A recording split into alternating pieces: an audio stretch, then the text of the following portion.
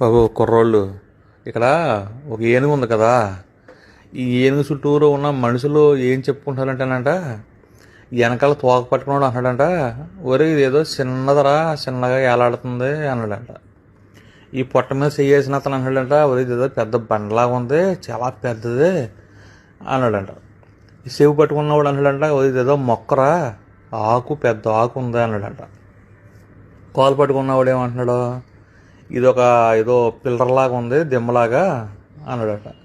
తొండం పట్టుకున్న అతనేమో ఏదో పాములాగా ఉంది, లావు పాములాగా ఉంది, ఇది కదులుతుందా అన్నాడంట. ఇది ఇంకా కింద నాడు చూసేవారు, ఆ నేల నడుచుకున్నాడు, ఆ నేల వీడు అనమాడాడు. ఆడేమన్నాడు, అసలు ఏమీ లేదు ఇక్కడ, నేల ఉంది అంతే అన్నాడంట. ఇంతగా అక్కడ ఏనుగు ఉంది మనకు కనిపిస్తుంది, వాళ్ళందరికీ కళ్ళు లేవన్నమాట. అందుకని వాళ్ళు పట్టుకున్నదే నిజం అనుకుంటున్నారు అంతే.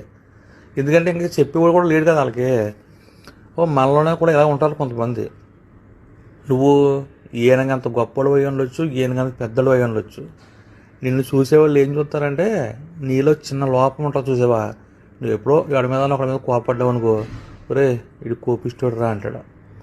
ఒకవేళ ఎవరికన్నా ప్రేమ పంచేవనుకో, ఒరే చాలా మంచోడు రా అంటారు. ఎవరన్నా ఎప్పుడు దెబ్బేసావనుకో, ఏ రౌడీ గట్టాడు అంటారు. సో నువ్వు ఎలాంటి వాడు అనేది ఒక్కొక్కడికి ఒక్కొక్క రకంగా తెలుస్తుంది. అది తెలిసిందే చెప్తాడు తప్ప తెలియంది తెలుసుకుని బాబు కుర్రోళ్ళు, ఇక్కడ ఒక ఏనుగు ఉంది కదా. ఈ ఏనుగు చుట్టూరు ఉన్న మనుషులు